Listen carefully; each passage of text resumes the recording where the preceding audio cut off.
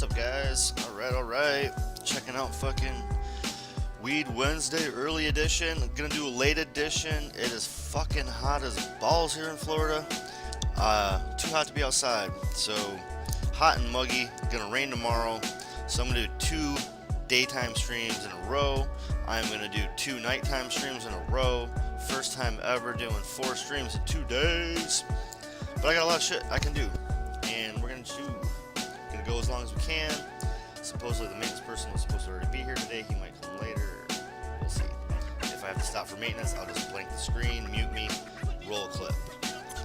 But started the show off with some of my own clips. Yes, that's my puppy, my dog, and that was from Diskin yesterday. So a couple good little clips for you to start.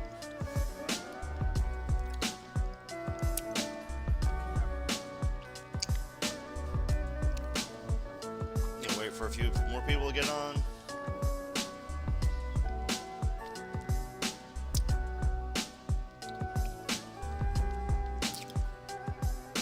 See how this sounds.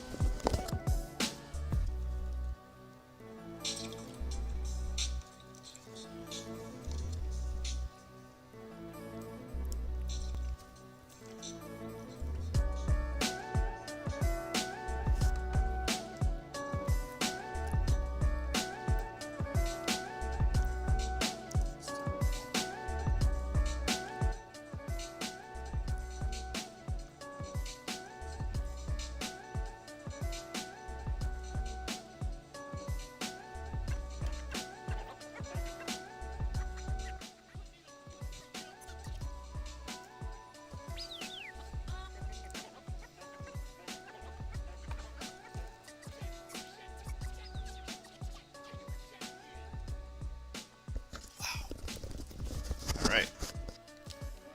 I like these levels. I'm going to start out my day, guys. So we got some news to get to. I'm going to get right to it. I'm going to start this clip out just a little slower, trying to wait for some people maybe to see that we're on. Don't usually stream it during the daytime, so share me out, please. I did not do any social media today. I just hopped on. Got my daytime activities done, hopped right on. We'll go nice and slow, so I'll start sharing this stream out if you will as well. And 90% of you catch this later, so please check me out sometimes at midnight. I'll be on tonight.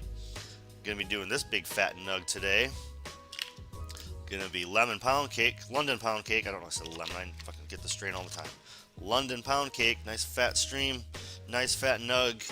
We're gonna start off with a small one and get into some government secrets. Fucking good shit. I'm gonna be hitting, Lee every day almost, because he got massively throttled. I'm gonna be sharing the love, trying to get people on his channels. He is the best comedian doing news right now, and if you haven't found him yet, I don't know what you're doing. So Um, we're gonna start out with some government secrets. It's him and Graham Elwood, probably the best podcast out there in my opinion, of course. But what else? It's a fantastic podcast, educational, informational, funny, entertaining, and I did like 63 hours of driving when I came down to Florida. I went back and forth, like 3 times I went up and down. And in that 3 trips, I must have listened to about 8 hours of that. And that would be like the first time you're listening to an episode, hour and a half of just paying attention. It's great stuff. But let's move into it and blaze up, get some news going. We will move on. Government secrets. Got a lot to get to. You can see all the tabs there I got going, but I think I moved it so you can't see them anymore. I didn't like the giveaway. But I'll start out with a nice episode of Government Secrets while we wait for some people to join. See how this day starts out today. But I think we got a great bunch of clips. If you're looking to blaze up and hang out and watch some news, have a discussion. Let's start it up. Yes, yes. I love hearing about how World War I was completely manufactured. I've studied some of this is mentioned in Chris Hedges' Death of the Liberal Class, which is where I first learned about it, of course, because I was not taught this in school. Yeah, a lot of this is, well, at least today's episode, a lot of this is about the censorship and the propaganda around World War I that, believe it or not, very similar to what's happening today. What? I thought everything. Well, first of all, I think everything we're being told today is the honest truth, especially regarding Russia and Ukraine. I mean, that's all I've seen is just nonstop truth bombs being shot out of the mouths of the CNN and the Fox and the MSNBC crowd. Straight truth bombs. Yep. And I mean, I think it's noble that working class kids get to go die for billionaires. You know what I mean? I think that's a really solid way to do it. It gives purpose to their life. It gives their existence meaning. That's what Sartre said. Yep. You get to die for oligarchs. Does that make you? Yep. We'll name a grain of sand after you for doing that, and that's how we'll show our appreciation. So, all right. Government secrets, 3-parter, part 1. World War I turns out was bullshit. All right. Well, damn it! You just gave away the whole thing. I think I'm done. Did I? Spoiler alert: World War I was bullshit. So, 1912, Woodrow Wilson elected president of the TPA. No, wait, United States. So this is, by the way, most of this info is coming from Oliver Stone's Untold History of the United States. Excellent book. People should check it out. It's not just Oliver Stone, by the way. It's also Peter Kuznick, a great historian. And also, doesn't Howard or Oliver Stone's doc series on Netflix, doesn't it also reference a lot of Howard Zinn's Untold History of America? Yeah, I think he does reference Howard Zinn, and he was clearly inspired to, I think, put together this book based on Howard Zinn's work. Yep. Which is another fun read. I mean, if you want like a light vacation beach read Howard Zinn's Untold History of the United States. It is a blast, especially just the Christopher Columbus excerpts are just fun. I picked, because I heard about Lin-Manuel Miranda decided to write Hamilton because he read a Hamilton biography, and I was like, couldn't he have done something like People's History of the United States? Would have been a very different musical. Very different musical. A lot of blood. You remember that? You remember the play in Addams Family when Wednesday and Pugsley spray blood all over the audience? That would be the musical of People's History. I would go to that musical. The last musical I think I saw was American Idiot. No. Oh. It was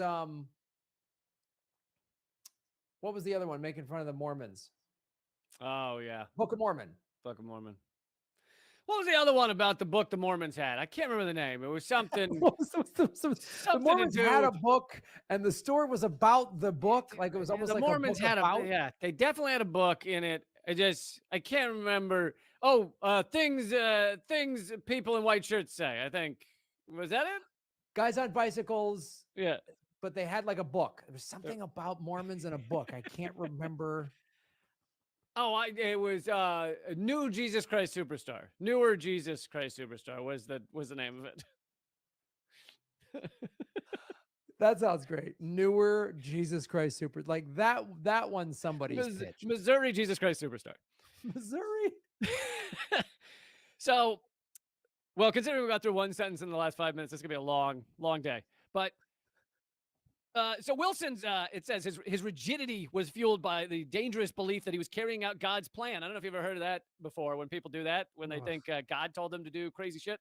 Oh boy, it's like cult leaders, George W. Bush. It's happened a lot. Yep, he viewed it as that the United States had a global mission, and he also shared his Southern forebears' sense of white racial superiority, taking steps to resegregate the federal government while he was in office. Yes, that's right. After the Civil War, there was some desegregation. Wilson got into office, resegregated. Oh. Yeah, that's what this country needs more. Resegregation. We need more. I mean, yeah, it makes a lot of sense because just whatever, 40 years after the Civil War, he was like, the problem here is that there's too many black people really being accepted into the high levels of government. Yeah, that was the big issue in 1912, right? I'm sure that was just rampant, just women and people of color taking over. The entire, I mean, you recall the entire Supreme Court, all black back then. Right. Yeah. I mean, this is 1912 when women didn't even have the right to vote yet. Yep. Woody. Oh, you're such a pistol. Wilson even screened D.W. Griffith's pioneering and racist film, Birth of a Nation, at the White House in 1915 for cabinet members and their families. In the film, a heroic KKK gallops in just in time to save white Southerners, especially helpless women, from the clutches of brutish, lascivious, freed men and their corrupt white allies. The black people in that film are basically white guys in blackface acting like fucking goblins, just like, and attacking white women. And then the KKK saves the day. And Wilson commented at the end of the film, quote, "It is like writing history with lightning. And my only regret is that all of it is so terribly true." You know, when you should doubt whether something is terribly true is when you see white actors painted like they're black.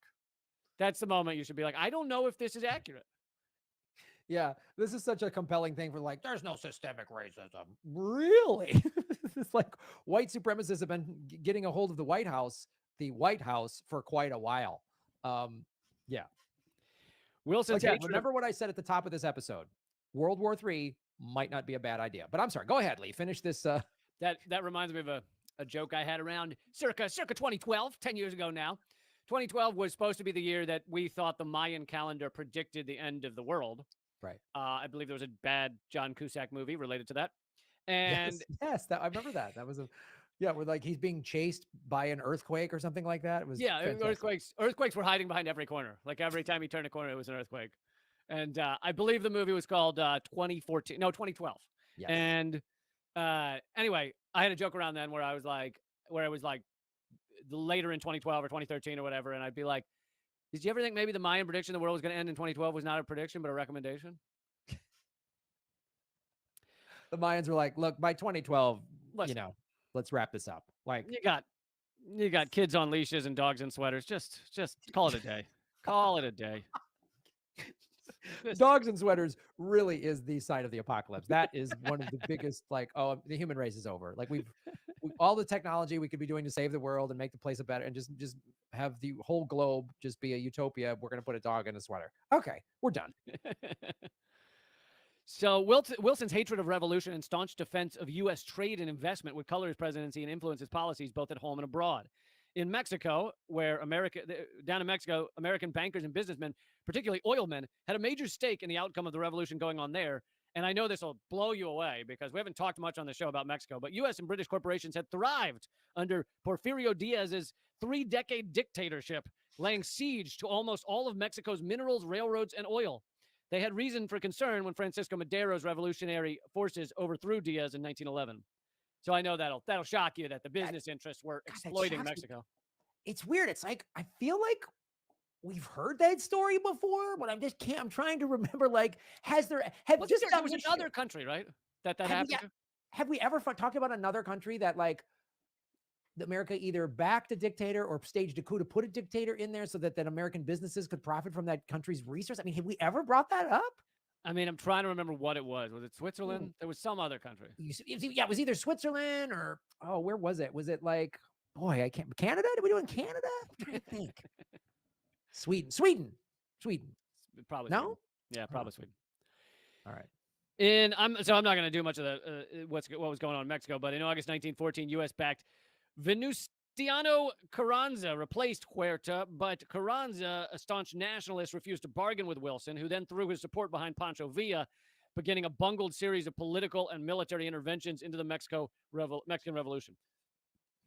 So then the assassination of Archduke Franz Ferdinand of Austria by a Serbian fanatic on June 28, 1914, triggered a chain of events that in August plunged the world into the most brutal orgy of bloodshed and destruction humanity had yet seen. That predominantly European bloodletting, World War I, would be only the start of a century of unending warfare and horrific violence, human and technological barbarism on an unimaginable scale that would later come to be known as the American century.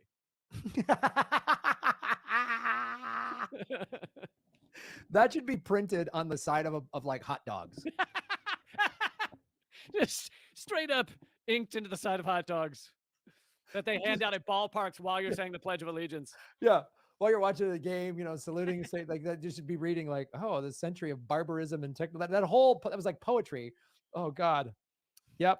And then that should be like unfurled on like a big flag, like as they're starting a NASCAR race, like, gentlemen, start your engines. And then that flag rolls out, a century of barbarism. The Americans, as the guy's like waving the flag, like, yeah! And what do you want the whole crowd? What do you want about the whole crowd would be like? Yeah, the American century. We're the best fucking barbaric sons of bitches ever. Yes. So what caused World War I had a lot to do with entangled alliances. And they say entangled alliances threatened to turn local conflicts into global conflagrations. And in August 1914, Austria-Hungary declared war against Serbia. What looked to be a third Balkan War quickly spiraled out of control. The Central Powers, Germany, Turkey, and Austria-Hungary, lined up against the Triple Entente, France, Great Britain, Italy, Japan, and Russia. Others would soon join, and, it just fucking turned into an orgy of death. Only Europe's large socialist and labor parties and trade unions could prevent the slaughter. They knew that the most important conflict was between capital and labor. What? Not German workers and their British worker counterparts. This sounds kind of similar to today. We have more in common with, I don't know, Russian workers, Ukrainian, like average people, than we have in common with the ruling elite of our own country, or than Russian people have in common with the ruling elite of their country, et cetera, et cetera, et cetera. The socialist and labor parties pledged that if the capitalists went to war, the workers would refuse to follow. Why, they asked, should workers die to enrich their exploiters? However, most of them were not able to resist as the propaganda spiraled forth. Only in Russia and Serbia did the socialists stand true. In country after country, nationalism trumped internationalism. Loyalty to nation outweighed loyalty to class.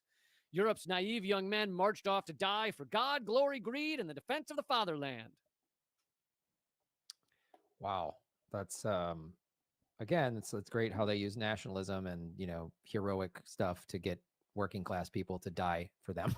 Yeah, to send them out. And honestly, in Ukraine right now, we're seeing Ukrainians used as cannon fodder in a proxy war between Russia and the U.S. So, of course. I mean, there's that video I need to show it to you, but that I showed on my show last week of this American like mercenary. I think he was ex-military, but a guy in his 20s who decided to go to Ukraine. He was told, "Oh, I'm going to fight big bad Russia." And they got there and they're like, didn't give us any weapon. They gave us one clip with 10 rounds of ammo and told us to go fight. We're like, we're not doing that. And they said, if you try to leave Russia, you were going to get shot in the back. Like you mean leave Ukraine? Yeah. You tried to leave Ukraine. Yeah. The Ukrainian army was going to shoot them in the back, and they had to like put on Red Cross outfits and sneak out of the country. And like, weird. I didn't see that guy's interview. Didn't seem to make it to Anderson Cooper's show. I don't know. Really? I thought they gave him an hour on Wolf Blitzer. No? No, maybe not. No, didn't show the clip from 2014 on Democracy Now! Where this scholar who's since passed say that America is provoking Russia into a war if we're not careful, and Ukraine will be used. And yep, Stephen Cohen, and he died a couple years ago, and the year before he died, he was being called like a Putin apologist because he didn't fall for Russiagate, basically. Yep. So most Americans at this time sympathized with the Allies against the Central Powers, but few clamored to join the fight. That's interesting. So before enough propaganda and bullshit had been washed, across the mainland of the United States, most did not want to fight in this war. Eugene Debs, the famous socialist and four-time presidential candidate, urged workers to oppose the war, wisely observing, "Let the capitalists do their own fighting and furnish their own corpses, and there will never be another war on the face of the earth." As reports of the fighting filtered in, anti-war sentiment held strong for a while. Despite overwhelming sympathy for the Allies, the United States declared neutrality in the war. It was, however, a kind of false neutrality because they helped fund the Allies. They gave $2.5 billion to the Allies and almost nothing to the Central Powers. And the House of Morgan. This is interesting. J.P. Morgan. The House of Morgan was especially involved, serving as the British government's sole purchasing agent between 1915 and 1917. I'm shocked that banks were involved in profiting from war. I'm really shocked Jesus. at that too. Like this news That's just insane. keeps. I mean, like, I I'm bet they going to gave it fall to out them of with the no interest, just free of charge. Enjoy. Enjoy. So the idea, Wilson's idea was that remaining neutral would allow him to mediate an end to the war, but he rejected Bryan's effort to bar U.S. citizens from traveling on belligerent ships. So basically, he was asked to bar U.S. citizens from traveling on ships that were connected to countries in the war, because then they're kind of on ships that could be targeted. And he refused to do that. In May 1915, Germany sank the British liner Lusitania, leaving 1,200 dead, including 128 Americans. Now, here's another government secret. Although it was denied, the ship was in fact carrying a large cargo of arms to Great Britain. Oh, weird. Boy, this again sounds familiar. Like Putin blew up a Holocaust memorial. No, he shot a TV station that was a communications hub that was near that. Like, and now we're finding reports of Ukrainians putting, like you were saying, civilians in buildings to then say, "Oh, the Russians are bombing civilians." Yeah, not that I'm excusing any of the Russian bombs, but just because I know we have to make it clear, otherwise people don't get it. I'm opposed to the Russian invasion, but that doesn't mean you can't understand what the fuck is going on. Yeah, I'm opposed to the Russian invasion, and as we've talked about, and everyone's, the first casualty of war is the truth. So there's Russian propaganda, there's Ukrainian propaganda, and there's American Western propaganda, and everybody's painting a one-sided view of just the other side is bad, and right. Where do we find the truth? So hilariously, Wilson won re-election in 1916 with the slogan, "He kept us out of war." But that did not hold true later. He was increasingly coming to believe that if the U.S. didn't join the war, it would be denied a role in shaping the post-war world. So basically, if you aren't in this war, then you don't get to own what the spoils are afterwards. Wilson, in 1917, dramatically delivered the first formal presidential address to the Senate since the days of George Washington. He called for peace without victory, based on core American principles: self-determination, freedom of the seas, an open world with no entangling alliances. The centerpiece of such a world would be a League of Nations that would enforce the peace, a demand initially advanced by groups within America's peace movement, such as the Women's Peace Party. Wilson's peace message struck the right chord with most Americans, but Wilson's real motive was his belief that only by entering the war could we be guaranteed a voice in negotiations. So even in World War I, basically Americans were talked into war by saying, well, the only way to get to peace is with lots of war. Well, yeah, and this is where Wilson hired George Creel to create That's what Creel we do, Commission. right? We're going to get into that. Yep. Okay, you're going to get into that. All right. The president explained that as a head of a nation participating in the war, the president of the United States would have a seat at the table, but that if he remained the representative of a neutral country, could only look, he would be left on the outside. So basically it was like, well, we'll sacrifice thousands of men to make sure we have power over, the countries afterwards and can continue to exploit and extract resources around the world. So April 2nd, 1917, Wilson asked Congress for a declaration of war. Now, see, these were back in the days where the president had to go to Congress to ask for a declaration of war. Wow. Man, did we do away with that?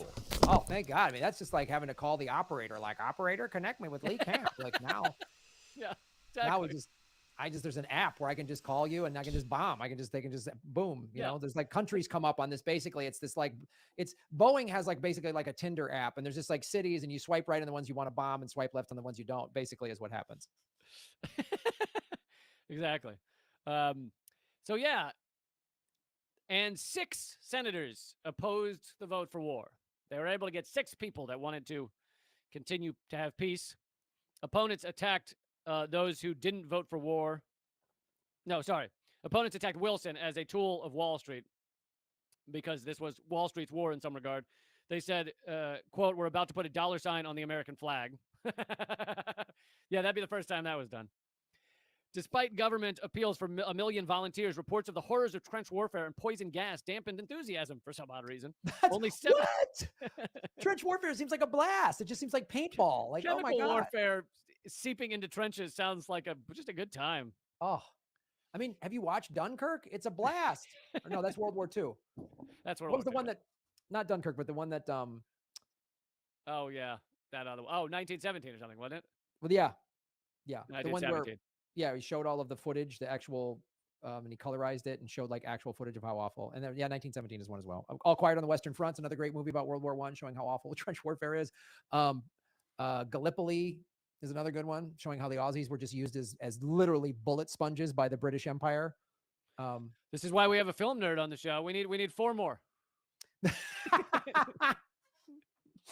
Yeah, I watch Gallipoli, watch All Quiet on the Western Front. There's 2. There's a black and white version in the 30s, and then the more modern version that came out in the 80s, I think. Watch 1917, and then I'm blanking on the name of the documentary. Someone in the chat that the guy that did, I'm blanking on his name now. I'm a film. How much of a film? Good The on guy the that from now. New Zealand that did Graham's the Lord of the Rings stalling movies. Jackson. Peter Jackson. Yeah, Peter Jackson did that documentary where he Who cares took all about of the this black and white fucking World War I footage and kind of showed you what it was like. This is I'm not gonna watch 5 old ass I'm gonna go movies. nuts if I forget this. to They get will not informed grow on old. this That's it. information. Thank you, Kate. I'm watching this episode. Watch those movies and you'll learn I've already more watched about it World War I. once, but Yeah, I and was there's watching still the on middle Netflix, of it with you guys. I think colorized Again, versions of because it's fantastic. World War II. And you can watch the whole thing if you like on your own. Anyway, And check every because some Government reason you Secrets had color to podcast something, out, I'm 'cause like, they're oh, it fucking was awesome. like Start human from the beings. beginning It because was- it's about it's just stuff like without from our color. I'm history. like, It's, this was 9 it's all billion relevant, years but ago. it's Yeah. I'm surprised there's not a informative and historical, brontosaurus so- walking by. check the shit out.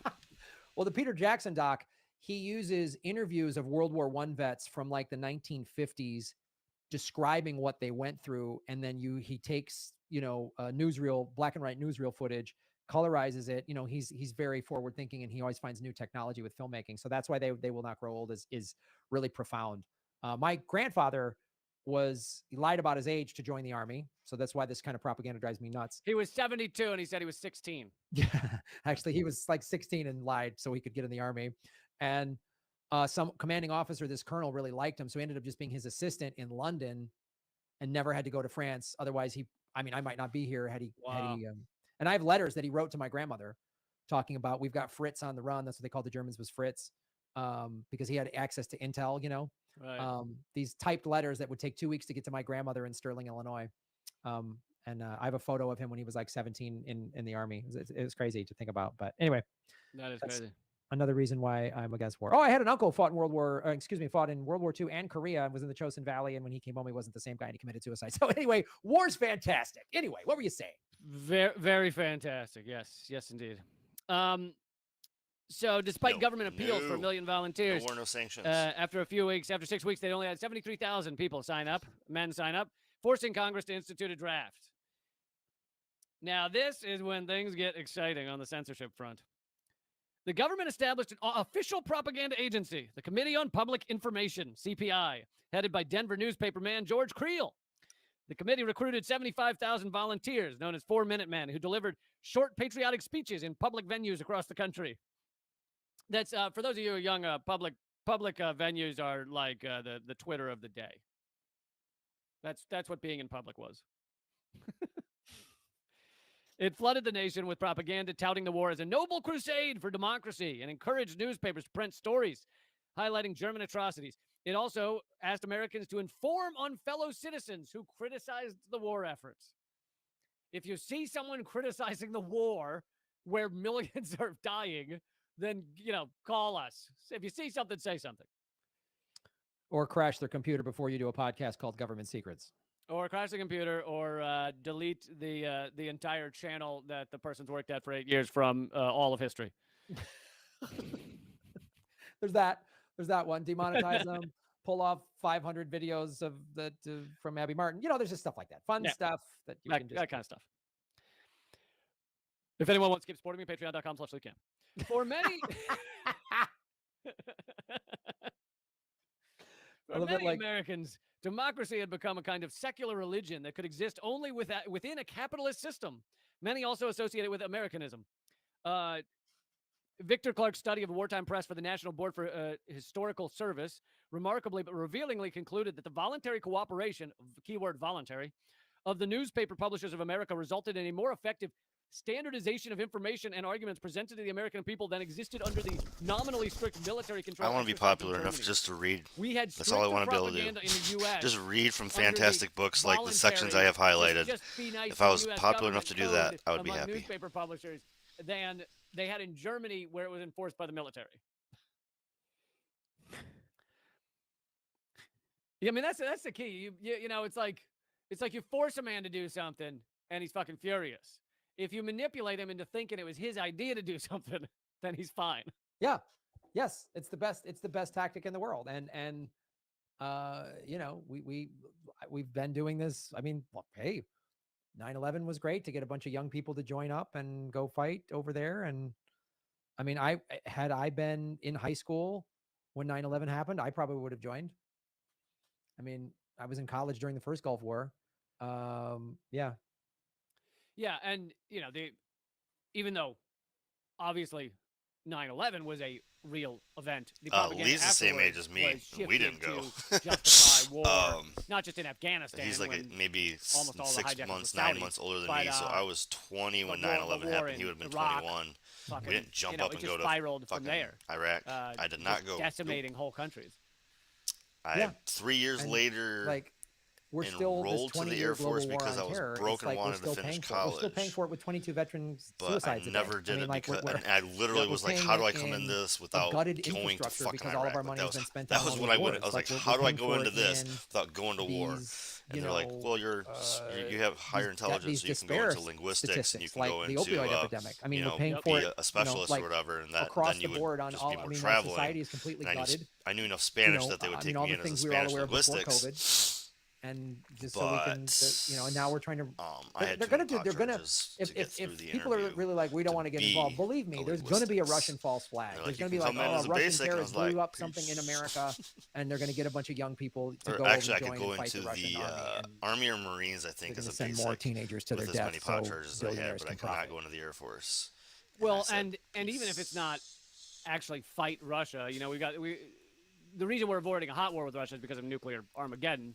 But what they're manufacturing consent for right now, the government and our mainstream media, is they're manufacturing consent for a level of Cold War that we haven't seen in decades, that just decimates economies, and the ramifications then ripple across Europe and into the U.S. Right. I mean, they're already, even the effects haven't even been felt yet. And it's like, I had to buy some stuff today. I was out, like, store shelves are empty. There's not enough workers because they don't want to pay enough. And so it's like you're in an empty store with empty shelves and not anyone to like help you if you need something. It's like, this is the America we've built by dumping all of the money into military and acting like the society at home doesn't matter, because honestly, the only reason the ruling elite view the society as even being here is just to exploit and extract. They don't care that and I heard a great analysis that I hadn't thought of, and I'm sure people who study this stuff more than me, it's just so obvious. But a lot of the social spending that America used to do that we've now tried to slowly gut, like Social Security and Medicaid and Medicare and public schools and et cetera, it was put into place when the American ideal was fighting against the socialist ideal, the communist nations. So basically America was like, well, we have to give the citizens this because they're looking over there and they're noticing those people have healthcare and have public schools and stuff. And so it was like there were two choices of a reality, and America realized they had to give some of those positive things to their citizens to avoid revolution. Nowadays, there's really not as much, there's so little of socialism left. I mean, even China is very capitalist. And so there's no need, there's not nearly as much need in America to actually make sure that these social safety net and everything is there for people. Yeah. And now the alternative now, there is no big Soviet. I mean, this is the other thing too, that just like, they're kind of caught in their lies. like Russia is not communist. And Nope. so they have sort of some free market, capitalism in their economy, as is evidenced by the fact that there's all these corporations, McDonald's is over there, and I still hear smart people occasionally trip up and go, well, they saw Soviet tanks rolling into, like, Soviet tanks? Really? You think you think they still have Soviet tanks? Like, Putin was Yeltsin's, like, handpicked successor, and Yeltsin was put in by America. So Right. America for a long time viewed Putin as their guy, and he's a fucking cutthroat capitalist. He just got sick of being pushed around and didn't want Russia to be a feudal state to America any longer. Yeah. Anyway. Yeah. Anyway, America's really dumb, and it's going to keep being dumb. So we're talking about the censorship, and not only newspapers, but rant historians at are all. also pivotal Thanks, Lee. in propaganda, times of propaganda, and they rallied to the cause. Creel established the CPI's Division of Civic and Educational Cooperation under the leadership of University of Minnesota historian Guy Ford. Several of the nation's leading historians assisted Ford in simultaneously promoting U.S. aims and demonizing the enemy. CPI's penultimate pamphlet, The German Bolshevik Conspiracy, alleged that Lenin and Trotsky and their associates were paid German agents who were betraying the Russian people on behalf of the Imperial German government. Most U.S., basically they were trying to, trying to make people hate both Bolsheviks and Germany at the same time. Most U.S. newspapers dutifully reported the story uncritically and unquestioningly. The New York Times, for example, ran a story under the headline, "Documents Prove Lenin and Trotsky Hired by Germans." Oh, that's your lovely New York Times. Within a week, the Times and the Washington Post were both reporting charges that the documents were widely known to be brazen forgeries. So like a week after they reported it as being true, they started questioning it. Creel flipped out. He flailed wildly in a threatening letter to the editor of the Evening Post, saying, "I say to you flatly that the New York Evening Post cannot escape the charge of having given aid and comfort to the enemies of the United States in an hour of national crisis." I always love that. They still use that fucking bullshit now, where they're like, well, you may be speaking the, they're basically saying you may be speaking the truth, but you're giving aid to the enemy by caring about what the truth is. That's about 2/3 of it, so I gotta quit it there. Don't want to watch the whole thing, but as I said, check out, we missed their intro, we're gonna miss the conclusion today. Gonna miss Graham rant for 20 minutes afterwards. But it's worth a fantastic podcast, guys. Please check it out. Government Secrets. And like I said, it's more historical, so check it out at your leisure. Binge it for shit, because, yeah, that's what we do. We watch like 6 episodes at a time. Forget about it for a couple weeks and then come back and just binge. Usually on a few different platforms, because we here in this household love it. So, please give him love. Lee has been deleted pretty heavily here. Alright, let's move on. And I have some, Jamal Thomas had another segment that I just love, so I thought we'd give him some more love. Again, Radio Sputnik is getting censored. They've been taken off a few platforms, and so he still gets stuff out, but Mariupol is not a heroic last stand. It's a tragic waste of life for pressure and propaganda. Therefore, that's a matter on the table right now. Therefore, NATO could be a source of guarantees for Ukraine, but we are not accepted as a member of NATO. So Ukraine has to seek for other security guarantees from individual countries. So this is Volodymyr Zelensky, president of Ukraine, shopping around his idea for a third world war. He's been going around the world trying to get people to sign on to this notion of plunging the planet into hell and Armageddon. And up to this point, other member countries haven't necessarily signed on, meaning NATO member states haven't necessarily signed on, has not stopped him from trying. As he is doing this was taking place over the weekend, Mariupol has basically been under siege. Now, and by under siege, I mean it's basically surrounded. The Russians have flattened the place and have been so dominant in regards to controlling that particular space that they demanded surrender on Sunday. and gave the Ukrainian military 2 hours to basically lower their guns and exit the country through various corridors that they were basically allowing. Now, despite being surrounded, despite being cut off, despite being militarily outmatched, despite the city teetering on the brink of utter and entire collapse, despite certain battalions of neo-Nazis being held up into various parts of the city, you would think that there will be no point in continuing the loss of life in a situation that is completely and entirely hopeless. And yet, instead of Zelensky telling them to lay down your arms and allow the exit out of the country, he doesn't do that. And the country, or that particular city, continues the fight on and continues to be put in that much more of a desperate situation. The point that I want to make here, though, is that what Zelensky is doing here, shopping around this Third World War idea, and what is taking place right now in Mariupol, basically the utter and entire collapse and smashing of that city and refusal of the city to basically resign despite hopeless situation, the West is going to cast that in these kind of glorious colors, this final resistance, this last stand, as if this is some kind of heroic act. And the point that I want to drive home, this is not a heroic act. This is not a situation of this last stand resistance. This is basically a sad and senseless, tragic even, loss of life for zero real reason. And that's the most saddest part about this. None of this had to take place. And the principal actors that are involved in it have basically said as much. So whereas the West is looking at this as the grand last stand of the heroic Ukrainian military, well, for one, some of those battalions are infused with Nazis and have been integrated into the Ukrainian military. Some of those Nazi battalions are literally in Mariupol, that is basically being smashed right now as we speak, and is, like I said, teetering on the edge of basic collapse at this point.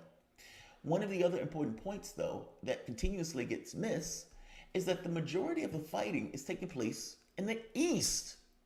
The majority of the fighting is taking place in the East. Ukraine has certainly won the propaganda war, but propaganda is different than reality, meaning whatever image they project of this is what's taking place, the West has been casting things in weird ways. Russia went in with a few objectives, but one of those objectives was basically to smash the military capacity of Ukraine. Well, if the majority of the army and the fighting is taking place in the East, and it's the East that has been surrounded, it is the East that have been choked off of supplies and munitions, it is the East where the Luhansk and the Donetsk Republic is working with the Russian military to basically smash the Ukrainian military. Well, it's the East where this conflict is being decided. The smashing of the Ukrainian military in the East is equivalent, is not worse than taking Kiev. So meaning the surrounding of the major cities, the surrounding of the cities was done because they didn't necessarily want to kill Ukrainians. Meaning they went in soft for the purpose of not killing Ukrainians. But again, the surrounding of the various cities, it's the East where the conflict is mainly taking place. And it is the East where the Ukrainian military is basically losing badly. But regardless of the fighting that is taking place in the East, from the standpoint of Mariupol, Mariupol is a hopeless and dire situation, made worse only in the level of senselessness that created it in the first place. This is not heroic. This is senseless. Welcome to the Soapbox.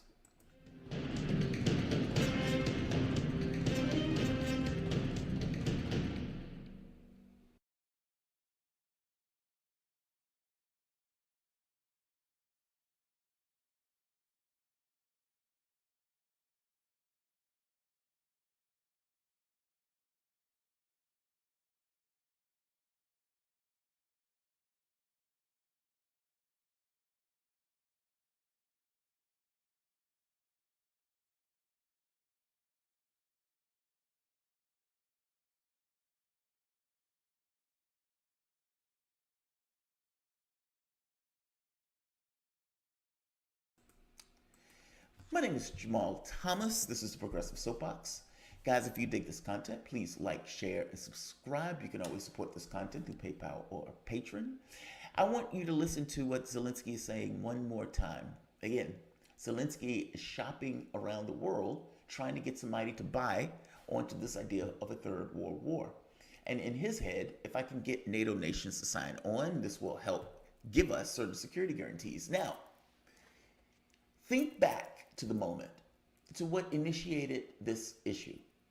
Now, depends on how far you think back, but if you think back just up until the point where the kinetic war started, Ukraine can't be a part of NATO.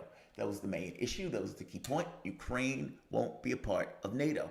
And not only would the West not say it, despite all of them on some level recognizing it, they would go so far as to say Russia doesn't get security guarantees, the door is open to any country that wants to join NATO, etc.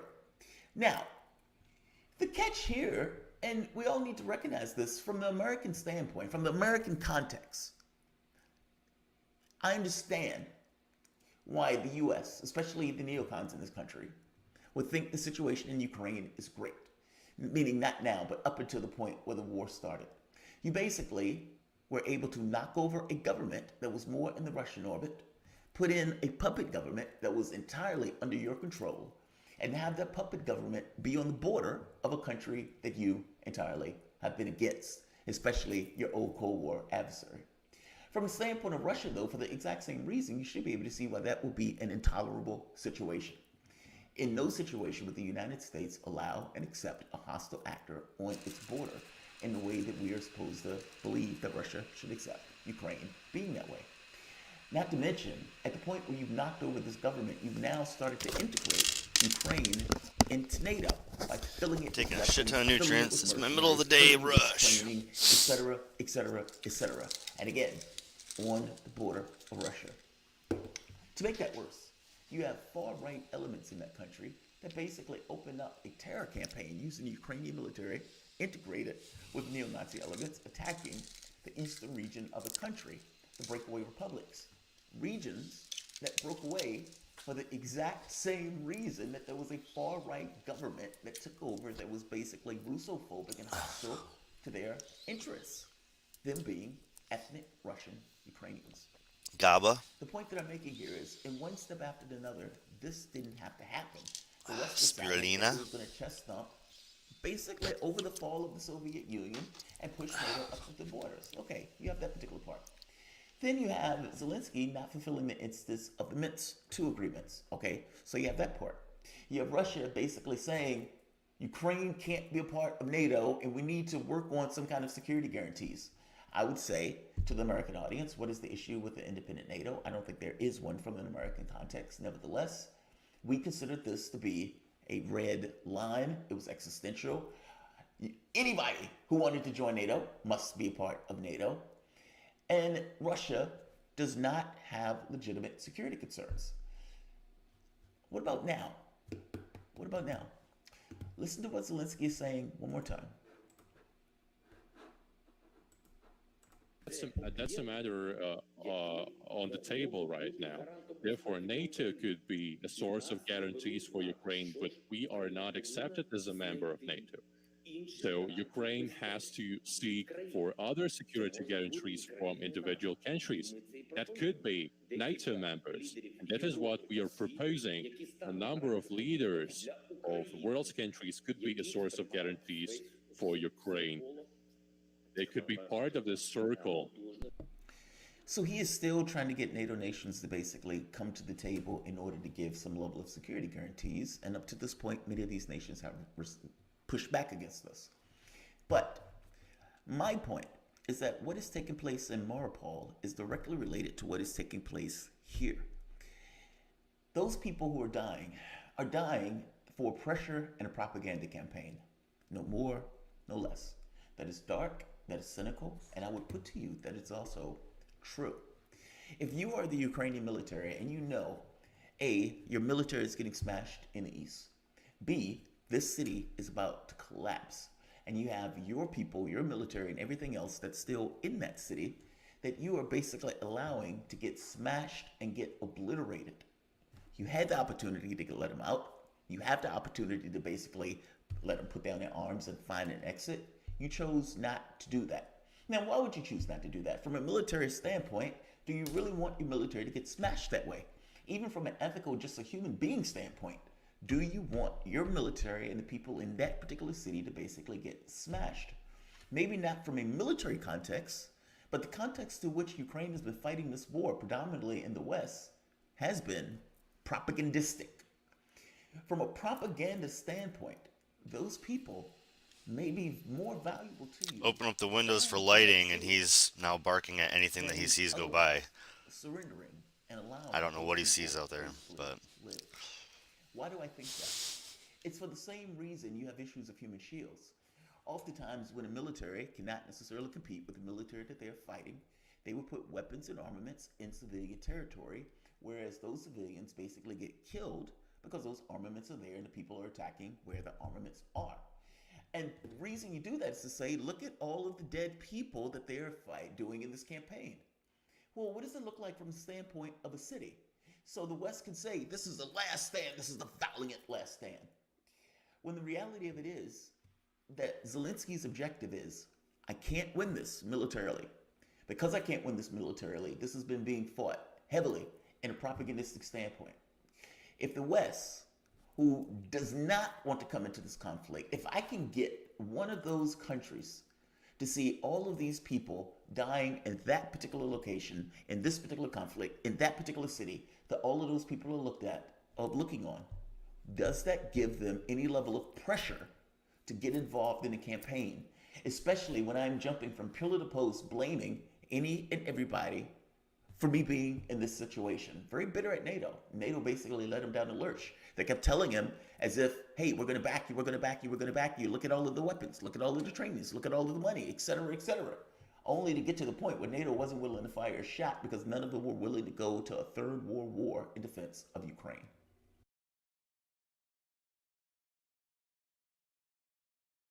and that's where we're at, right? That's where we're at. Stalemate of we all wanted them to defend themselves. We're giving them the weapons, but we need some martyrs. That's where we're at. Fucking human fucking tragedy. Alright, let's go into another human tragedy. Fucking.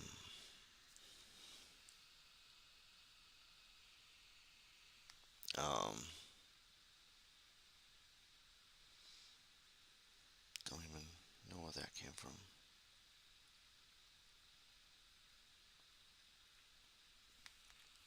Okay.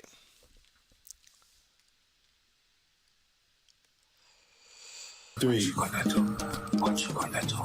What you gonna do? What you gonna do? Bad cops, bad cops. Bad cops, bad cops. Some Act Bad TV. cops, bad cops. Check them out yesterday. Bad cops, bad cops. Yes, so many cops are on the tick. What do you expect when they use tear gas and tanks?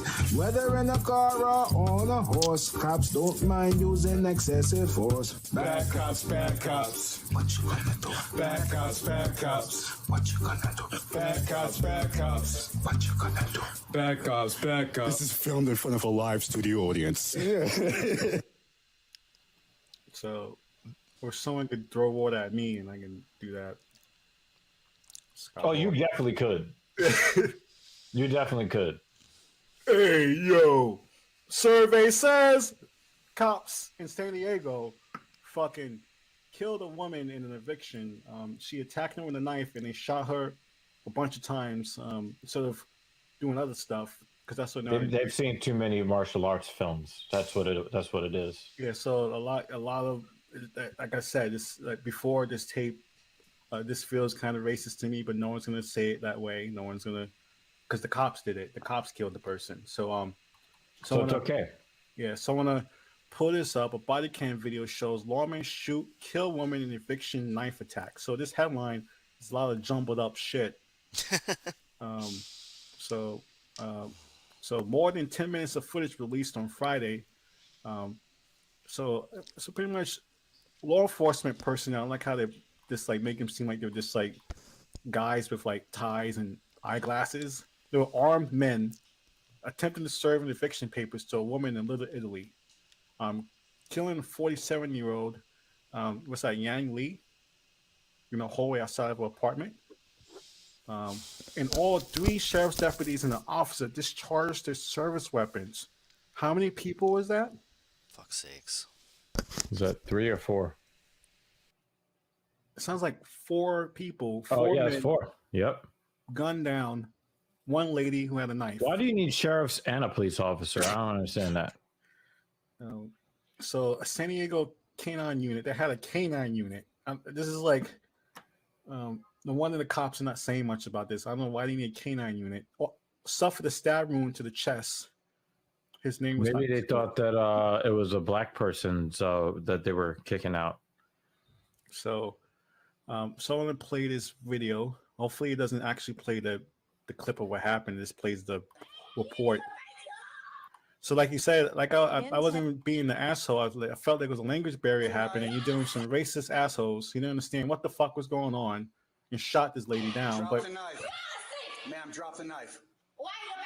You will be shot. Do you understand? Intense new body cam video. Was She's holding a piece of today paper. from a deadly shooting There's the involving eviction sheriff's notice. deputies and San Diego police officers at a Little Italy condo complex last week.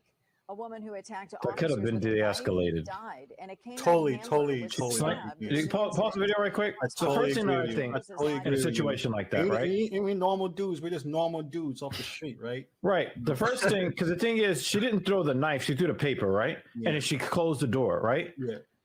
The logical thing in that situation, because you know how the cops always say it was a split-second decision, right? Yeah. Yeah. The door is closed. She can't stab you through the door, so that slows things down. The first thing I would think in that situation is we probably need to get a translator over here, Yeah. right? Oh, let's get a mental health professional and a translator, somebody to calm this woman down. Perhaps bring a woman over there. I think that that's reasonable. And this is when you have armed men evicting people, Seems doing the fucking job basic for and landlords. essential. Now they're And renting that reasonable. place out for more money now, you know. Landlords, where's the landlord? And the landlord doesn't care. The landlord doesn't care one way or the other how you get her out of there. Oh, she's dead? All right, I can auction her stuff off. Bye. Get her out of here. So this is what pisses me off the most. The cops and the landlord, you don't hear nothing from the landlord, nothing from anybody who owned the building, that a woman was murdered in their building. Whether she was behind 100 years in rent, someone was dead now. So, Well, you're not hearing anything from the landlord because they're too busy trying to post a notice for their apartment trying to rent it. In Little Italy with what the video is revealing. Jamie. Kathleen, we're seeing 3 separate body-worn camera angles in this very violent exchange, and we do want to warn. 3 cameras. There's only one exchange. It's not an exchange. The bullets went from one direction to that direction. I like how they still try to give like it's a both sides situation. Yeah, they keep trying to whitewash it. You know, like something positive and flowery happened. Like the exchange. Viewers, that it is graphic, and if you are sensitive, this is a tough thing to see. There's a notice to evict. Okay. What? Your notice for put the knife down. This is body-worn camera footage from March 3rd when a San Diego. And who knows whether she was cooking food and she answered the door. There's so many questions to the situation that the cops are not saying shit about. She's a single woman. And she slammed the door in their face. Yeah. You get what I'm saying? It was not a split second. Oh my God, I need to shoot. It was not a split second. Oh, we got a standoff here. Right, because that's what they would do if it was a guy, if it was a white man with an AR-15, right? They'd call him a negotiator. Yeah, and they get him Burger King and give him a back massage. Oh yeah, right. Yeah. You know, like I don't get why this was necessary. You can't even claim, oh my God, scary black man. Chicago Sheriff's deputy was serving an eviction letter to 47-year-old Yan Lee, a real estate agent living in the Agua Vista apartment complex. The video shows a brief, tense confrontation that escalates Then the deputy calls for backup. Evicting a real Initially, estate the agent? deputy does not identify himself as an canine officer, dog? but What when the backup f- arrives, Yo, this is OD. San Diego police This is officers OD. Yo, you can swear, yo, dude, you can swear that they coming for a black family full of children. John Wick. They're coming for John Wick or somebody in here, yo. So what is this shit? Yo? They're like, oh my God, she's holding a pencil. yo, son. Stickers are out. and deputies do identify themselves. Hey, this is the sheriff's department with the San Diego Police Department. We're both here. Why do you even have the gun Put the out? knife down and open the door. Then a team of officers, deputies, and a canine enter the apartment. Less lethal rounds are fired at Lee. Then she charges officers with a large chef's knife, stabbing a San Diego police officer. Then Lee is fired on by 3 deputies and a San Diego police officer, killing her on the spot. Before the incident, investigators say a plumber walking by warned the deputy that he had been threatened by Lee the day before while he was trying to fix a leaky pipe in Lee's apartment. She flashed the knife that looked like something from the movie Halloween, the large kitchen knife. And, you know, kitchen knives belong in the kitchen. She came out of the bedroom with that thing, and she came at us. Chris Valencia says his experience is making him far more cautious at work, but still he is heartbroken for the lady's family. I mean, of course for her too, but her family and her friends. Now, the San Diego police officer that was stabbed is expected to make a full recovery, and if you'd like to see the entire... So it's just crazy how we're annoying. No, we don't want to see shit if you'd like to. What kind of fucking invitation is that? Like a global pandemic cop happened, that and was expect kind of people to just be raised like with a normal kitchen knife people was gonna make a full getting recovery. kicked out of their Fucking fucking course he was. homes. He's Like, I know that some people might say, well, the total mental health crisis is happening unabated. Yeah, some people might say, the officer's job is to be able to go home, and somebody's like stabbing somebody, like they have to fire and shoot to kill. I get all of that, but so many things could have been done before it got to that point.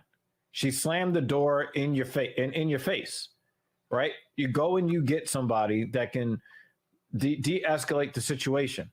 The plumber was there the day before. She flashed a knife. He didn't get stabbed. Yeah. So, it's hard to blame the officers once she had already lunged with the knife, but they could have prevented her lunging with the knife. She slammed the door closed already. Yeah, it's crazy how the plumber dealt with it better than like 6-7 officers in the canine unit. Why is the canine? What do you need a dog to what do you need a dog for? So why you need a German Shepherd? So to this evict is someone? like it's not an isolated incident. This is happening all across the country. force. You have people getting murdered by housing court bailiffs, by sheriffs, or killing themselves before the cops come.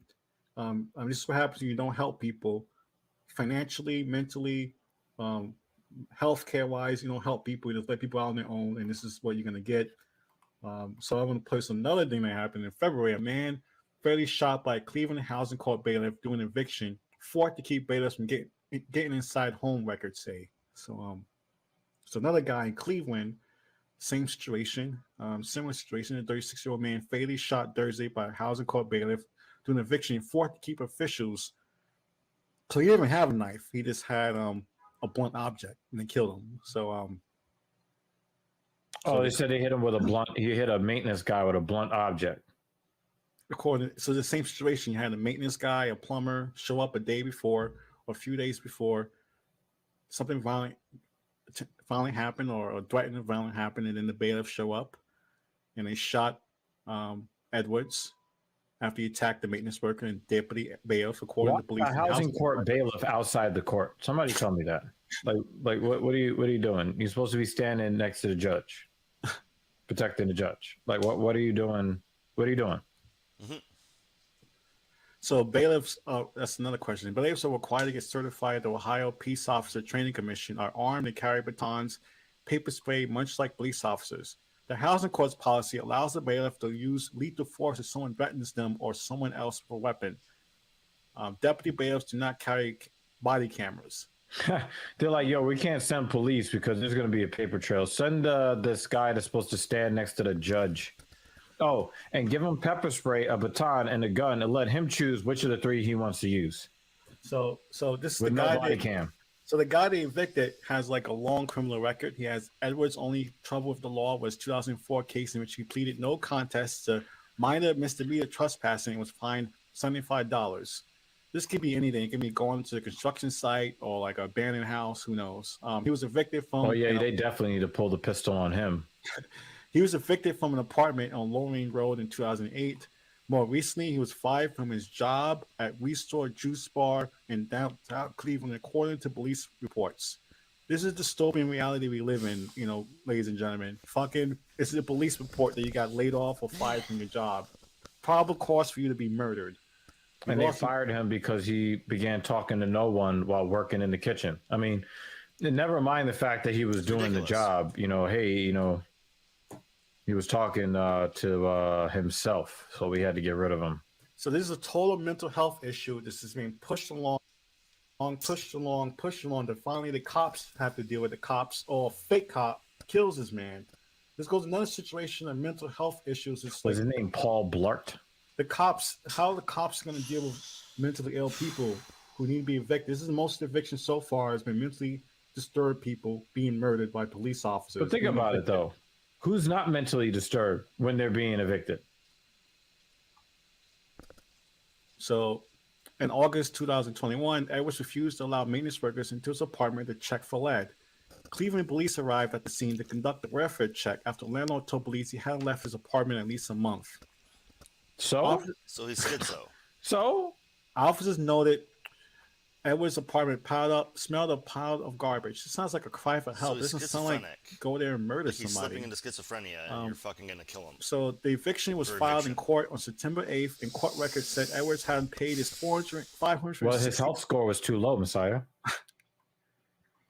So on September 1st, the landlord posted a notice of eviction at Edwards' door less than a week after the U.S. Supreme Court struck down that, this is cold-blooded, that's yo. Completely don't know why the psychosis of that is, huh? We're gonna have a lot of stories. We might even need a new segment for this shit. Because we're gonna have a lot of stories like this.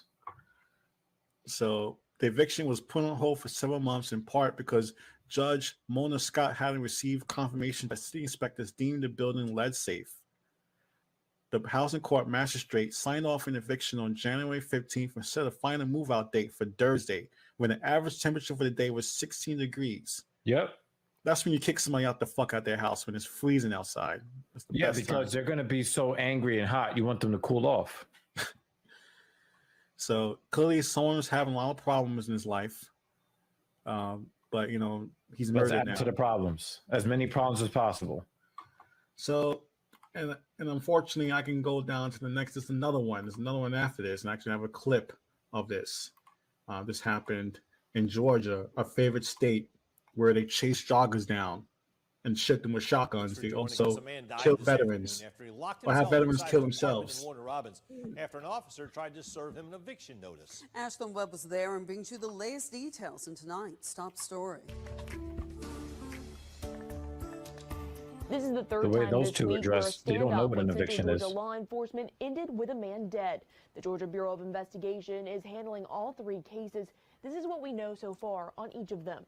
The most recent case, Monday around Gotta noon laugh with the and Google cry, right? apartments on Alberta Road in And Warner scream and Robins. yell. According to Captain John Holland with the Houston County Sheriff's Office, one of their deputies heard a single shot fired while serving eviction notices. The deputy sought cover at that point, called out on the radio. More deputies from Houston County responded, along with Warner Robins and Centerville Police. You could see law enforcement surrounding the apartment in a 2-hour standoff.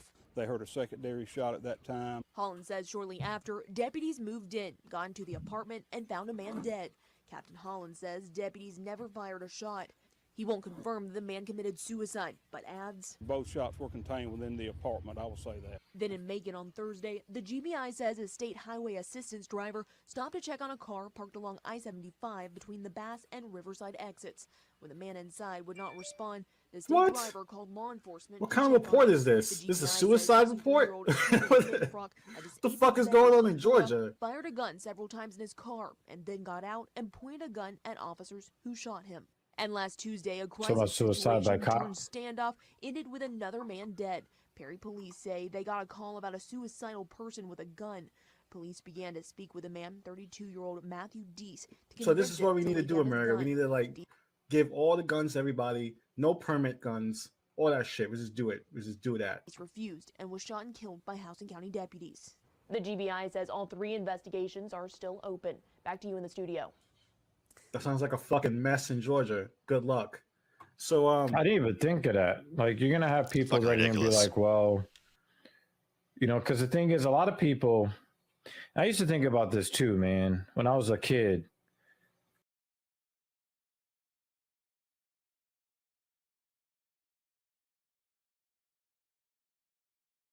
Changing it up big time. Got a lot of coverage here, guys. But I was gonna save this to Sunday, but I thought it was such a great interview. I wanted to watch the first quarter of it or so, the first couple bits. They have some great discussion, and I think you should check both of their channels out. So this is Ron Paclone on the left, Savvy Sabs on the right. Ron used to be with Jimmy. Now he does Get Your News On with Ron. He does a show with Graham Elwood. He's going to be doing stand-up somewhere in your area probably. So check him out. But this is a good conversation, and I think we should check it out for sure. I'm going to turn them up because I am not a teacher, but I have some connections who are, so I like to bring it up now and then. And it's a good conversation. In academia, I know you were kind of in that world until pretty recently, correct?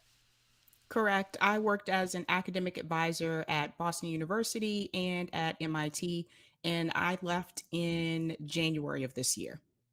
Okay, so it's really recent for you. It's like a couple months. You're still. Oh, this is a good time to have this conversation. Then you're probably still fired up about a lot, I'd imagine. Yes, indeed. Is there a reason you left? Like what was the reason? There's a couple reason. Money was a big factor for me. We're just not paid well as academic advisors, but we're working long hours. Another part of it was I think the higher education system is on decline in the United States. It's just not what it used to be. It's definitely a profitable business. I don't feel that there's enough support for the staff. The support staff, I would say, not so much the high level administrators. And I didn't feel that there was enough support for the students either. It just seemed like if you weren't faculty, you really didn't get that support that you needed. So I've learned over the years that these universities are just a business, basically, and all they care about is the money. Yeah, I mean, I many times, both as a student and then being on the other end of it as an adjunct, kind of felt like this is just a big corporation with textbooks, or whatever the new incarnation of textbooks are. But yeah, I mean, and to give everyone a brief, quick disclaimer on my own experience, I have served as an adjunct before. It's been a little while for me though. The last time I taught was 2015, I want to say. I kind of taught on the side while I was on the road doing comedy, and I always love to tell this story. At one point, they offered me a full-time job. They offered I have me no stories to tell, so full-time I'm just gonna let adjunct these guys work, talk. Like I said, and I turned it down. And the reason I turned it down is because being a touring stand-up was a little more fun. I enjoyed teaching, but being a touring stand-up was more fun. And B, and this is something I always clarify this too. At the time, I was an opening act. So I was not like a headlining act. I was an opening act, just driving around the country, performing at like comedy nights. I was not a draw. I was not anything like that. I was just an opening act at just commodity comedy nights. It would have been a pay cut to be a full-time adjunct teacher. Then you can make more money as an opening act comedian. That's messed up. I'm sorry. Like it's like, and I'm not saying, I mean, comedians should be paid more. We are grossly underpaid, but boy, are adjuncts. I mean, it's nuts, this stuff I saw. And this is even go back then. It's gotten even worse. It has gotten even worse. But let's get to your experience first here. So when you say like not enough support for, well, let's get into your job specifically. Like what were some of the demands, and what is some of the inadequacies in compensation? You don't need to get specific with numbers or anything, but just like describe the overall environment. So a lot of times, like academic advisors, we have a pretty large caseload of students, and you're expected to answer all of them. And I love the students. I have to say that the students were amazing. But I think the expectations that the universities have for the workload they give you is just not realistic. It got worse during the pandemic. Obviously, a lot of people quit. It got to the point where we were getting an email every week that someone was leaving. So they didn't replace those people. They basically just took their job, and those of us that were left, we had to pick up their work on top of the work we already had. No raise, So not getting basically, you much just got a food, bunch more students. Because right? it's like you're an academic advisor and you have X amount of students, and so do all these other people. A bunch of people are quitting. So they're just, okay, well, we just got to divvy up these students, and we'll just keep divvying them up and divvying them up. Oh, and by the way, there's a freaking public health crisis. There's a pandemic. So you got to navigate through that. Some students, they might be trying to get home, which might be a different freaking country. Some students, Yep. they don't know if they're going to do online learning or not. By the way, your workload's increasing. I I can't imagine why this wasn't pleasant for you. I mean, it sounds like a dream so far, but please continue. So yeah, so our workload definitely increased. We were expected to work longer hours. You're getting emails sometimes 10 o'clock midnight from faculty, and they would say you're not required to answer emails when you're not in the office. But if you didn't, then faculty would complain. So the expectation was there that you needed to respond and respond promptly. So that was an issue. Another ongoing issue I found, and this is particularly at the colleges here in Boston, they claimed they wanted to increase diversity, but they never took the steps or the initiatives to do that. So what would happen? They would hire like one Black person in the office, and they would just stop there and think that, okay, that's enough in terms of diversity.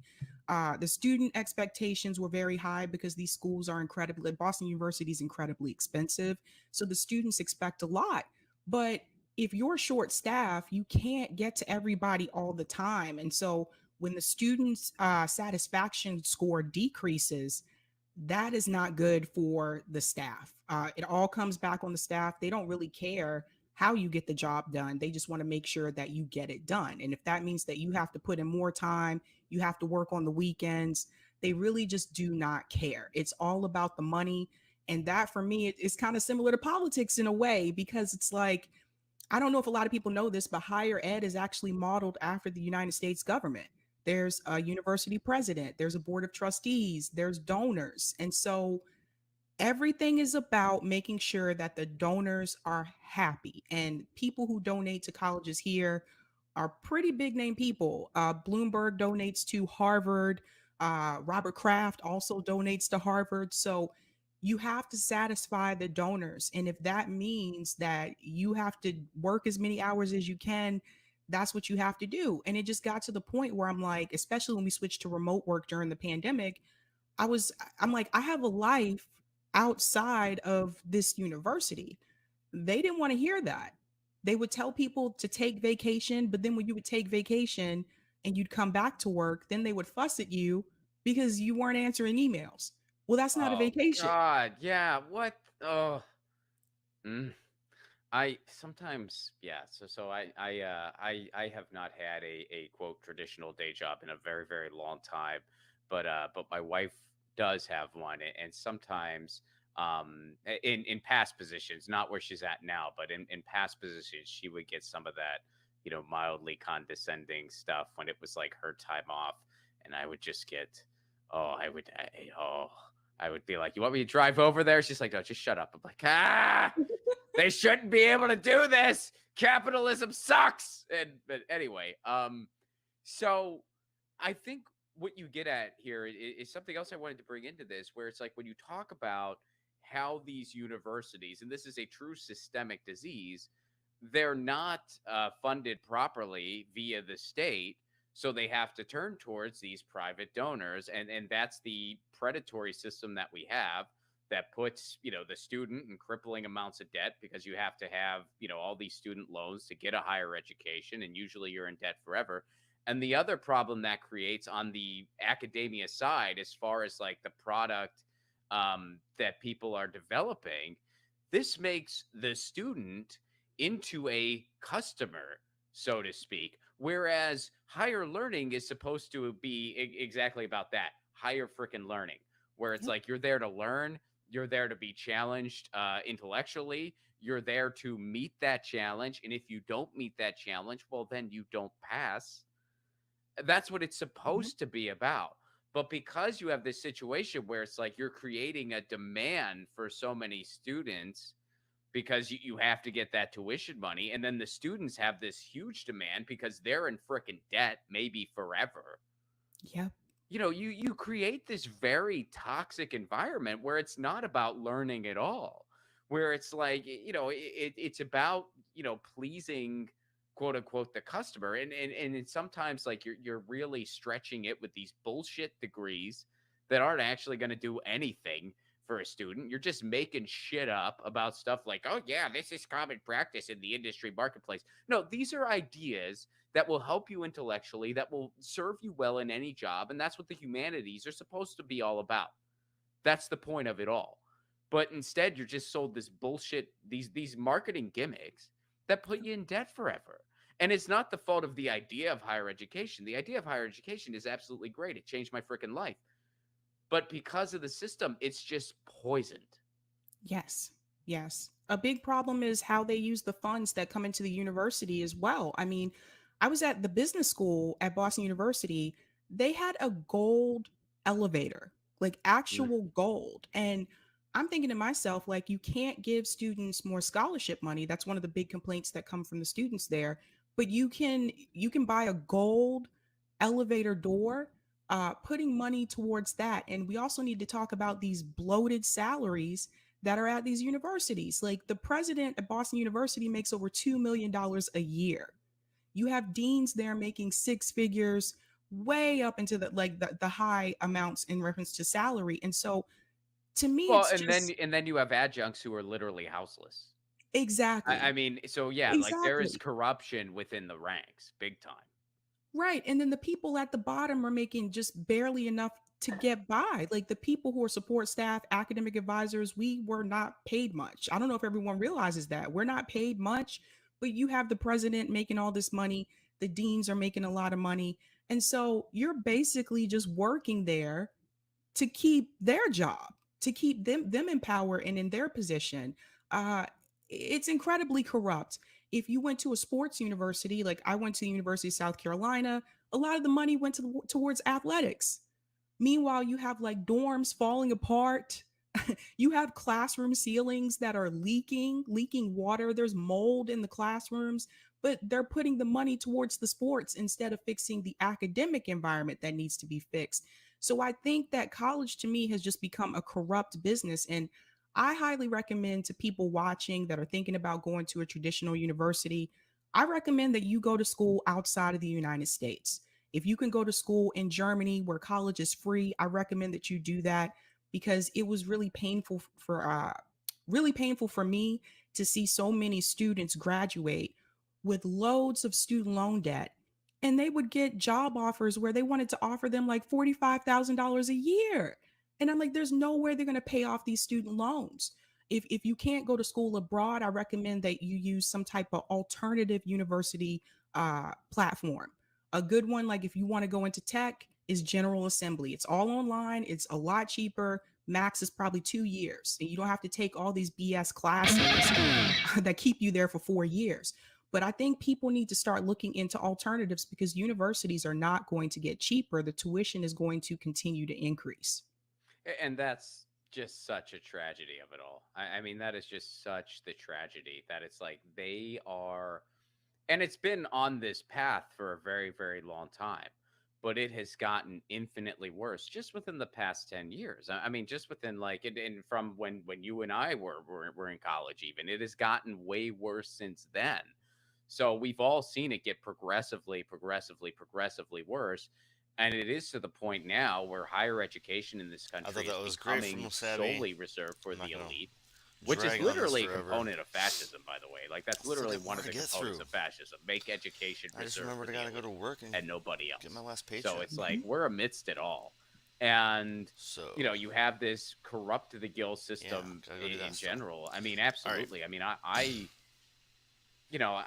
try not to say this too often because it really makes me sad to admit, but it's like my wife and I are unsure about children. But one thing we are sure on is if we decide we do want children, we have to move.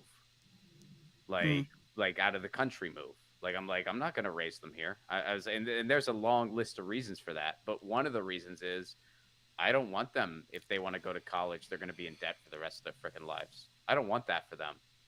There's a lot of other things I don't want too. There's a long freaking list. All right, I got a short clip. This might get me taken off fucking YouTube even mentioning them, but whatever. YouTube sucks. Let's try it out. So Joe Rogan slams media Biden for lying about Hunter laptop bombshell. This is from a couple days ago from Sky News Australia. They're allowed to talk about him. Now is admitting that the Hunter Biden laptop is real. And, you know, we remember from the debates with Trump bringing it up to Biden and Biden saying it's bullshit and it was a lie. Yeah. A flat out lie. Yeah. Everybody knew it was a lie. The New York Post had that story that was banned from Twitter, which was just outright crazy, that one of the oldest newspapers in the country. Yeah, and I don't think anybody's going to go back and apologize to them. No, no one's apologizing.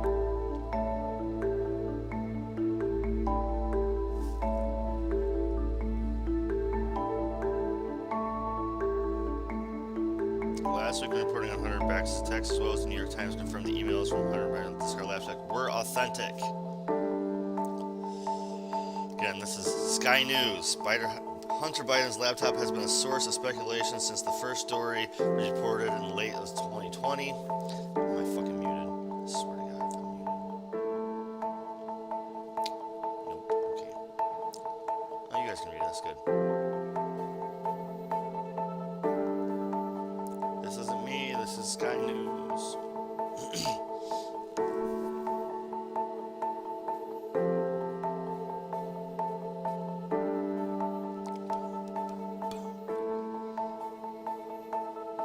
Wow, Twitter shut him down for 16 days. They're trying to share the story. That's crazy. It's interesting what other countries are allowed to report on that we're not, right? I mean, they're allowed to talk about this on the Australian news. I can find this from Australia. I'll never be able to find this in America, I bet. Like, this is just straight up publications. Director, a bunch of questions from this. Let me just start with this. How much does the source matter, right? So you hear the story of this laptop. We don't know a lot. We do know that the way that this information is getting out is through Steve Bannon and Rudy Giuliani. How much does the source matter here? Well, source matters a lot, and the timing matters a lot, I think. And to me, this is just classic textbook Soviet-Russian tradecraft at work. Right.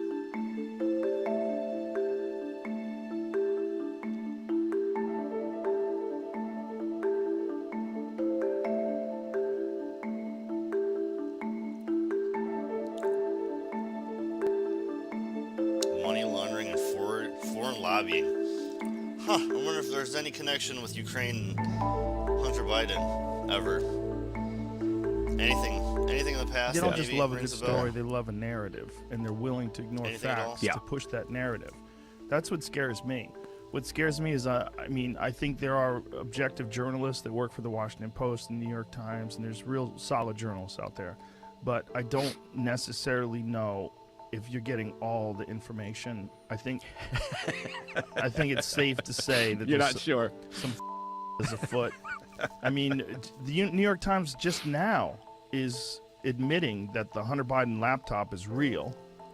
And, boom, we remember from the debates with Trump bringing it up to Biden and Biden saying it's And it was a lie. Yeah. A flat out lie. Yeah. Everybody knew it was a lie. Yo. All right, let's take a quick break before we go back. I want to show this shit so much. It's fucking hilarious. And I put it on here to watch it 1,000 times. This was from yesterday. It was fucking hilarious. Just fucking whiffs it. Love you, Rob. This was hilarious. Whenever I try to watch the shit out of it, I throw it. You can throw another one. Oh, that's fucking great. No, go back. Do you feel like you're stuck between the partisan mainstream media on fuck one are you hand doing and to me? online conspiracy theorists on the other?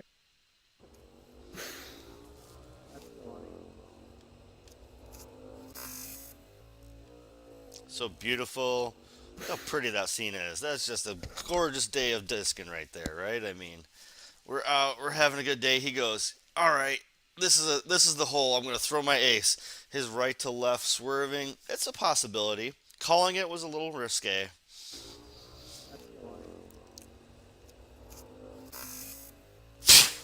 Dead right. Just completely 90 degrees right. And I fell to the ground laughing. He hit the ground laughing. I fell to the ground laughing. It was pretty fucking funny. Alright, that's our comic break. Let's finish up the news for the afternoon so I can come back tonight and hit you with some medical marijuana digestion of information. A little more intense show tonight after midnight, but that's the Weed Wednesday for the night. Today's Weed Wednesday was a little more chill with some super heavy topics, but I wasn't going to fucking... Got a toothache. I'm getting it pulled in 1 week, so... in the crown, so I'm going to get this all fixed up. My fucking face won't hurt so bad. And I'll do a longer show for you after that, but... probably drugged up as shit, but whatever. It'll be legal, because I'll be on it. So, let's move on. This was a quick segment from the third-party summit that Revolutionary Blackout Network dropped for us. Can the Green Party be the Black People Party? Dr. Jill Stein answers.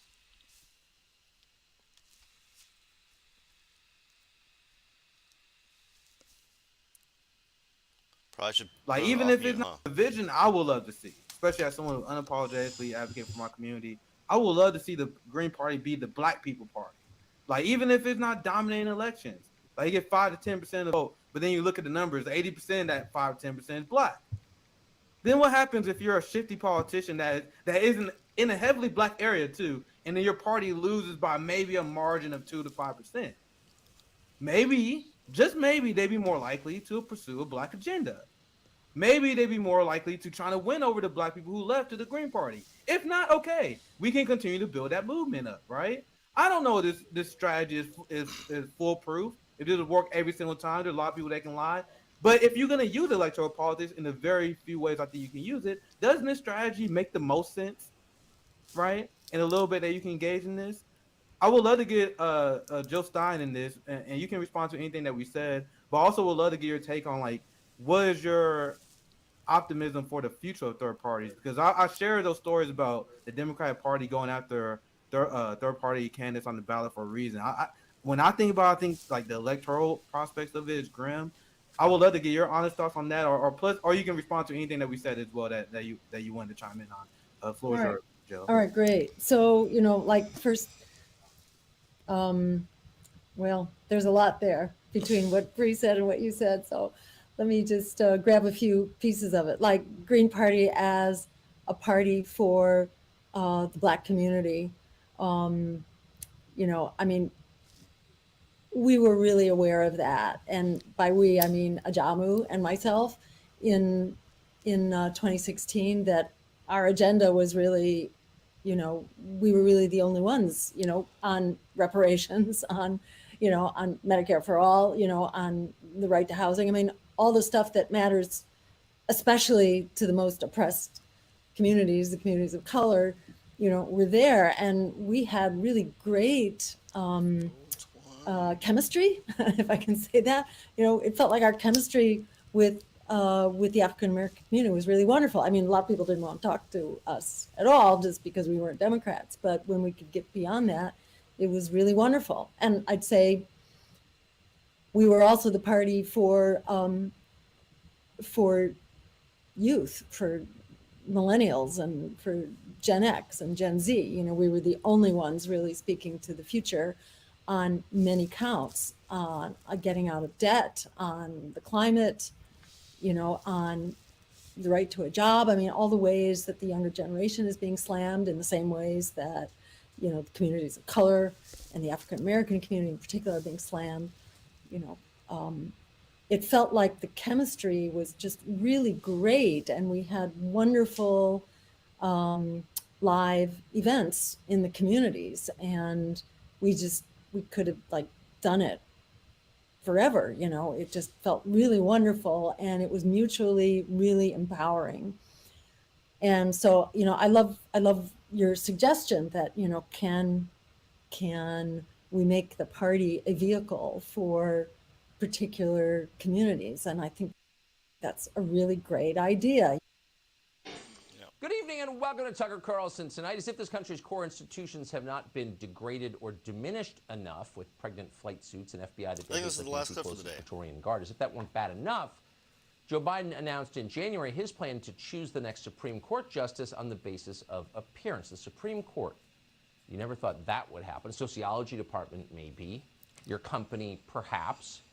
But the Supreme Court really matters. I'm done. What does appearance have to do with ability? This is where we're going to start tonight, guys. Constitution? Joe Biden. Right here, medical cannabis. I got an intro to medical cannabis. I got, like, I don't know, a few different specific diseases, clips, things to talk about. So we're going to do a pretty heavy hitting medical marijuana weed Wednesday after midnight tonight. But I'm going to call that for our afternoon stream. My head is just killing me. I need to lay down and go get some shit done after we're out. So I'll see you after midnight for a normal stream. Thanks for the early afternoon stream to get some things taken care of, get some 420 wrapped up. Perfect 420 wrap up. I hope you're blazing. I hope you watch this sometime and catch us out at midnight most nights. But stay woke. Keep your head above sand. Let's stay stony. Get your own buzz on. But stay vigilant, guys.